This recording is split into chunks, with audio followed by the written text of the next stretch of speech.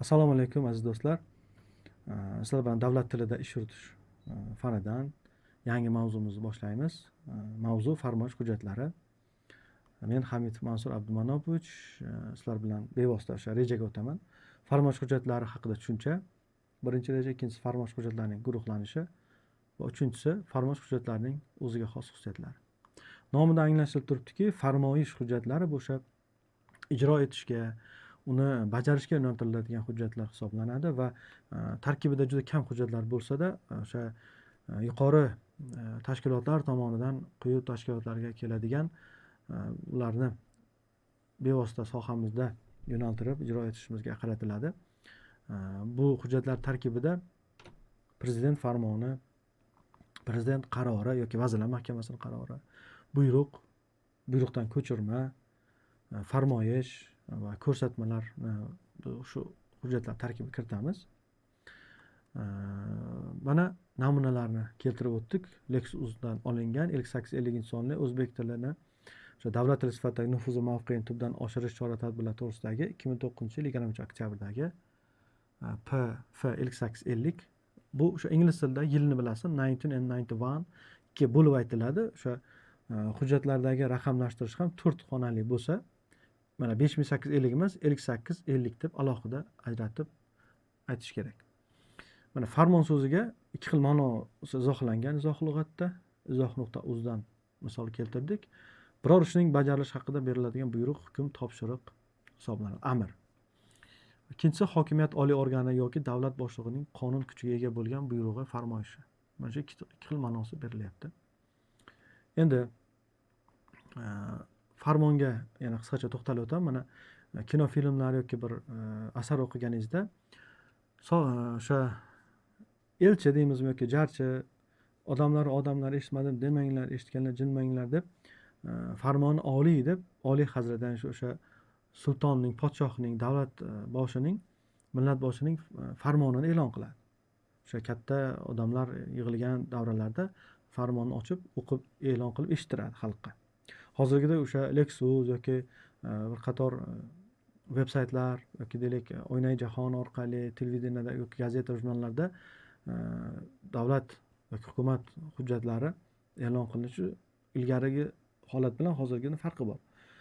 Lekin hozirgi kunda o'sha elektron hukumat, umuman hujjatni elektronlashtirish sababli biz tezkor o'sha hukumat tomonidan chiqqan qonun hujjatlari bilan boxabar bo'lyapmiz. Bu ham albatta qulaylik va afzallik hisoblanadi. Qarorga to'xtaladigan bo'lsak, o'sha qaror bilan Vazirlar Mahkamasi ham prezident ham qarori bor. O'sha VMQ bo'lsa Vazirlar Mahkamasi qarori, PQ bo'lsa prezident qarori. Qisqartma bu albatta. O'sha 824-son kredit modeli o'qiysizlar, ko'proq talabalar. Mana shu 824 bu Vazirlar Mahkamasining, O'zbekiston Respublikasi Vazirlar Mahkamasining 2020-yil 31-dekabrda qabul qilingan 824-sonli qarorida mana namuna keltirdik. Oliy ta'lim muassasalarida ta'lim jarayonini tashkil etish bilan bog'liq tizimni takomillashtirish chora-tadbirlar to'g'risida deb nomlanadi va boblarga bo'linadi qarorda Vazirlar Mahkamasida. Va ularning bandlari bor va uni biz tegishli vazirliklar ijro etamiz. Oliy ta'lim, fan va innovatsiyalar vazirligiga bevosita bu taalluqli hisoblanadi. Oliy ta'lim muassasalari davlatmi yoki xususiy oliy ta'lim muassasasi bo'ladimi? Albatta bu qarorga muvofiq ish tutadi. Endi prezident qarori, mana O'zbekiston Respublikasi prezidenti qarori. Xalqaro shartnomalarni tasdiqlash to'g'risidagi 2025-yil 27-martda 126-sonli prezident qarori e'lon qilingan. Lexus'da bor, tanib chiqishingiz mumkin. Va qaror so'ziga 4 xil izoh beriladi. 4 ta ma'nosi izohlangan izoh lug'atimizda. Birinchisi, biror ish, masala va shu kabilar yuzasidan qabul qilingan xulosa, amalga oshirish lozim topilgan qat'iy fikr, ahd, to'xtam. Birinchi ma'nosi. Ikkinchisi esa o'sha rasmiy organ, tashkilot, majlis, mansabdor shaxs va shu kabilarning biror ish, masala yuzasidan bamaslahat qabul qilingan to'xtami hukm hisoblanadi. Uchinchisi esa osoyishta, bevosita, o'sha bezovta bo'lmagan hol, osoyishtalik, orom, qaror ma'nosida, ya'ni. To'rtinchisi, oxirgisi turar joy, to'xtaydigan joy ma'nosidagi o'sha, ya'ni manziling, qaroring qayerda deganda manzil yoki o'sha makon so'raladi. Endi farmonda albatta ko'zda tutilgan vazifalar uzoq muddatli bo'ladi. Qaror ham o'sha o'z kuchiga ega, albatta bilasizki, farmondan kelib chiqib qarorlar e'lon qilinadi. Xalq yoki tegishli soha vakillari bilan tanishib, uni ijro etadi, sohalarga tatbiq etadi. Endi o'sha mana buyruq ham shunday kuchga egaki, davlat umuman tashkilotni birinchi rahbari tomonidangina buyruq chiqarish mumkin. Misol uchun universitetlarda faqat rektor buyruq chiqarish vakolatiga ega, dekanlar buyruq chiqara olmaydi. Dekanlar faqat farmoyish chiqarishi mumkin yoki bo'lim boshliqlari. Faqat tashkilot, korxonada asosiy birinchi rahbargina ish beruvchi tomonidan buyruq rasmiylashtiriladi va imzolab muhrlanadi. Uni muhokama qilish yoki qanaqadir holatdan ijro etishdan bo'yin tovlash mumkin emas. Bu buyruq chiqqandan keyin u faqat ijro etiladi. Qaysi ma'nodaki, lekin iyerarxik nazari bo'yicha bilasiz, qonun osti va qonun hujjatlariga ko'ra asosan shu konstitutsiyadan boshlanib quyi pog'onaga tushib keladi. Kodekslar yoki Vazirlar Mahkamasining qarorlari, prezident farmonlari va hokazo. Keyin pastga mahalliy hokimiyatdagi o'sha hokim qarorlari ham mavjud. Tuman hokimi, viloyat hokimi qarorlari ham bor, bilasiz. Lekin asosiy katta qarorlar bu Vazirlar Mahkamasi qarori va prezident qarori hisoblanadi. Va mana bu yerda biz endi buyruq hujjatiga to'xtaladigan bo'lsak, zaruriy qismi buyruqda 12 ta bo'ladi. Albatta bular bilan tanishib o'tishingiz zarur. Gerb, ya'ni o'sha muassasaning ramziy belgisi, ya'ni logotip ham bo'lishi mumkin. Odatda gerb bo'ladi birinchi tarkibiy qismida. Ikkinchisida vazirlik va boshqarma nomi, keyingisi muassasaning xos raqami, masalan 4-maktab, 5-maktab bo'lishi mumkin. Hujjat shaklining xos raqami, demak qanaqa hujjat ekanligiga qarab, nechinchi nomenklaturada joylashgan o'rniga qarab yoki tartib raqami, ro'yxatga olish raqamiga ko'ra muassasa nomi, sarlavhasi, mazmundan kelib chiqib nomlanadi.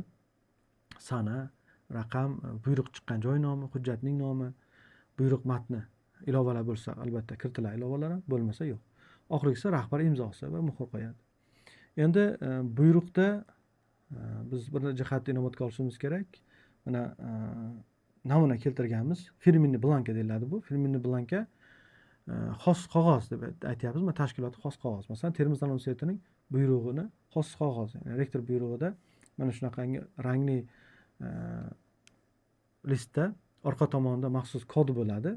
Ya'ni pulni raqamiga o'xshagan. Mana shu soxtalashtirishdan oldin olinadi hujjatlarni va shu raqamga qarab ham biz hujjatni topa olishimiz mumkin. Keyingisi xatlar. Xatlarda ham ya'ni yuridik manzillar barchasi joylashtiriladi. O'sha tashkilotga tegishli barcha ma'lumotlar, faks raqami, elektron pochtalar va hokazo. Chunki xatlar almashinadi. Xatlar mavzusida o'tganlik bilasiz.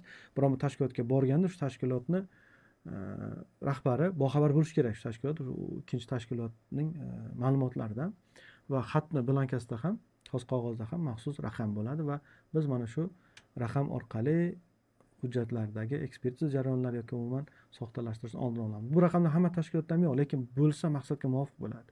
Maxsus muhr bo'ladi, raqamli muhr, o'sha muhr bilan qo'yiladi. Har bir ustiga bosganda raqamlar almashadi. Uydagi o'sha hisoblagichlarda ham mana shunaqa holat bor. Ular avtomatik ishlagandan keyin raqamlar almashinadi. Endi o'sha 6 xonali bu hammasi 999.999 tugagandan keyin yana birinchi raqam 0 bu 5 ta 0 va oxirgisi bir raqamdan boshlanib ketadi. 1 9 bo'lgandan keyin 10 bo'ladi, 19 bo'lgandan keyin 20, 99 bo'lgandan keyin 100 bo'lib toki o'sha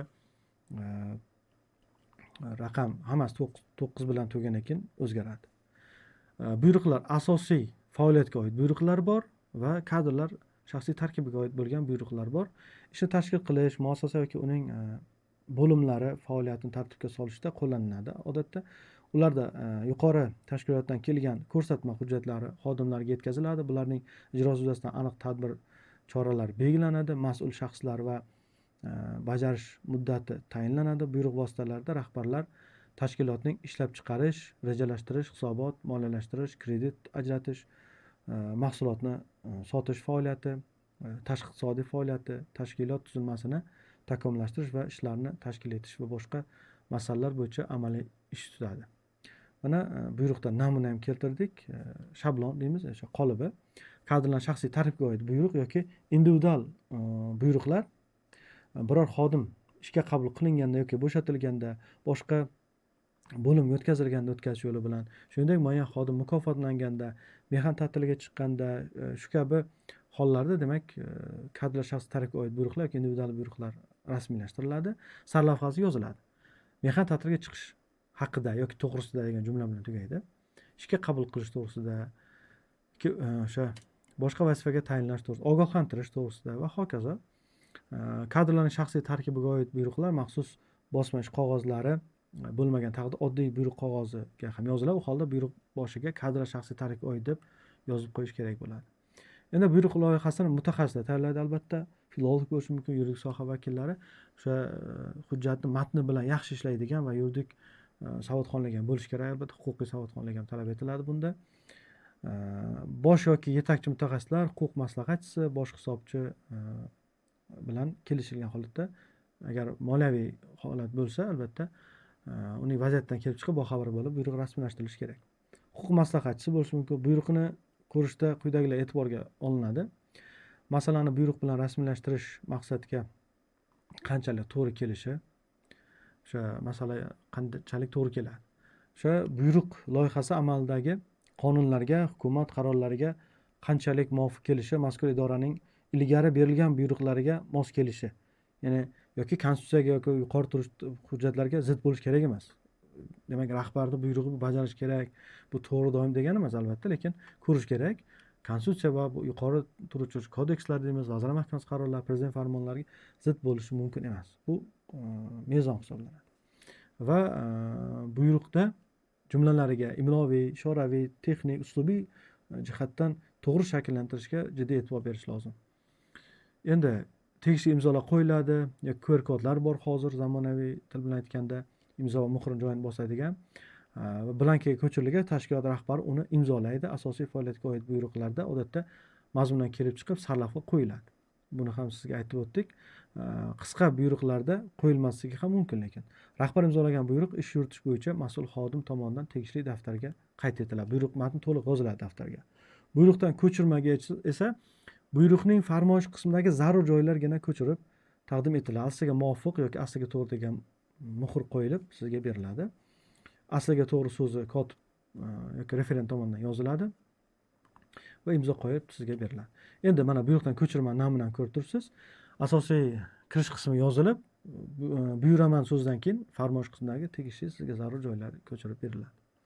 Mana ta'minot roman va kalibrda yozilgan alohida kirish qismi bilan buyuraman, ya'ni farmoyish qismi. Buni ko'rib o'tishingiz mumkin va zarur joylari yozilgan. Keyingisi ko'rsatma. Albatta idoralarda axborot metodik tusdagi masalalar, shuningdek buyruqlar, yo'riqnomalar va boshqa hujjatlarning ijrosi bilan bog'liq tashkiliy masalalar yuzasidan chiqariladigan huquqiy hujjat. Ko'rsatmalarga birinchi rahbar, shuningdek lozim bo'lsa bosh muhandis, ularning o'sha o'rinbosarlari ham bo'lishi mumkin, imzo chekishadi. Mana shunday huquq bor ularda. Ko'rsatmaga faqat ko'rsatma muassasaning xos ish qog'oziga bosiladi. U ham buyruq kabi odatda sarlavha bilan yoziladi. Asos, ya'ni kirish va farmoyish qismlaridan tarkib topadi. Asos, ya'ni kirish qismida falon maqsadda, falon buyruqni bajarish uchun kabi taomilga kirgan iboralar qo'llaniladi va yuklayman, tavsiya etaman so'zlari bilan farmoyish qismi boshlanadi.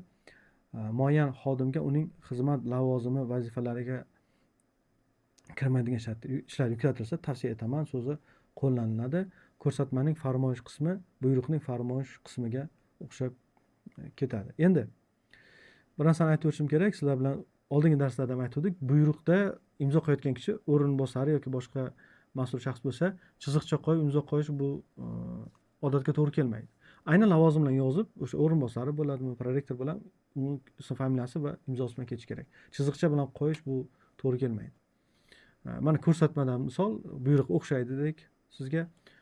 Hujjat nomi bor, tartib raqami, sanasi, joy nomi va matn asosiysi va bu yerda direktor o'rinbosari mana imzo, ism sharifini yozilyapti. Buni ko'ryapsiz. Rozilik belgisi ham bor. Farmoyish ham xuddi shunaqa, buyruq o'xshaydi, faqat buyuraman so'zi o'rniga tavsiya qilaman, ruxsat beraman kabi iboralar qo'llaniladi. Yuklayman vazifa yuklanishi yoki o'sha qisqa matn, asosiy matndagi yuklaymandan keyin o'sha nima vazifa yuklanayotganligi tartib raqamlarida ifoda etilib berilishi kerak. Muassasa ma'muriyati direktor, uning o'rinbosarlari, bosh muhandis, uning o'rinbosarlari, shuningdek bo'limlarning rahbarlari tomonidan amaliy masalalar yuzasidan qabul qilinadigan hujjat hisoblanadi. Va tarkibiy qismdagi zarur qoliplashgan jumlalarni ko'rishingiz mumkin. Savollaringiz bo'lsa, fikr mulohazalaringiz bo'lsa, bemalol ijtimoiy tarmoqimizdagi o'sha sahifalarga murojaat qilishingiz mumkin. Xayr, sog', omon bo'ling.